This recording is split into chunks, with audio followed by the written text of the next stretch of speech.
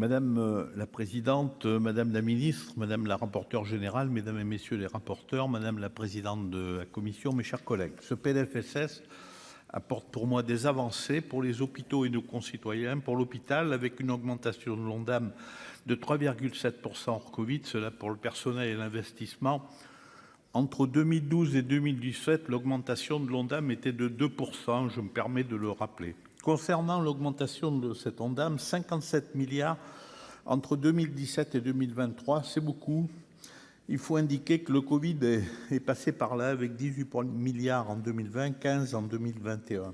Le Ségur de la santé que nous avons tous approuvé a augmenté les salaires des soignants, 183 € et presque 300 € pour les aides-soignantes, pour une somme de 13 milliards par an. Dans les hôpitaux, il y a un manque de personnel, c'est vrai, mais souvent, beaucoup de postes sont financés et ne trouvent pas preneur pour les médecins, les infirmiers et les aides-soignantes.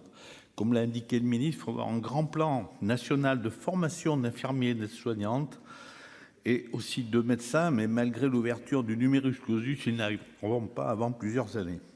Pour les soins, la 4e année d'internat dans les zones sous-denses, mais ça aussi, c'est seulement en 2027. Et je le répète, la rémunération de nos internes pour cette 10e année doit être suffisante et devra être égale à une consultation mensuelle à hauteur de l'équivalent de 10 consultations par jour, soit 5 000 € par mois. Dans le médico-social et surtout en EHPAD, nous aurions espéré beaucoup plus de propositions d'emploi vu la grande dépendance qui nous attend et des pensionnaires actuels, puisqu'il y aura 200 000 personnes âgées dépendantes de plus entre 2020 et 2030.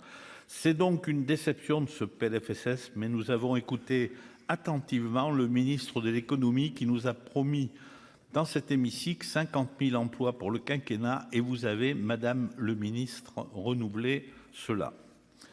Il y a des avancées pour les familles avec l'AAH déconjugalisée, l'APA à domicile en hausse, l'augmentation du complément mode de garde, la détection précoce du trouble du neurodéveloppement, l'augmentation des pensions alimentaires minimales, et pour la prévention, 3 visites préventives à des âges clés de la vie, dépistage des infections sexuellement transmissibles et du VIH, la pilule du lendemain gratuite pour toutes les femmes sans ordonnance, et encore les vaccins sur prescription des pharmaciens, des infirmières et des sages-femmes.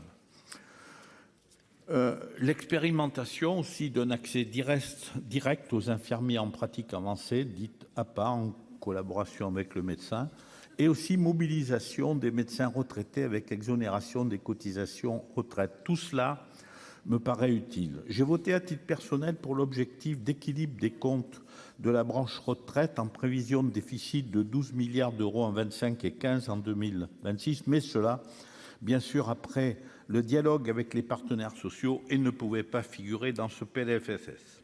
Madame le rapporteur souhaite maintenir le suivi de l'Ondam à l'année. Moi, j'y suis favorable. J'aurais souhaité que l'amendement du Sénat concernant Agirc-Arrco soit retenu. Mais malgré tout, pour moi, ce PLFSS a des avancées.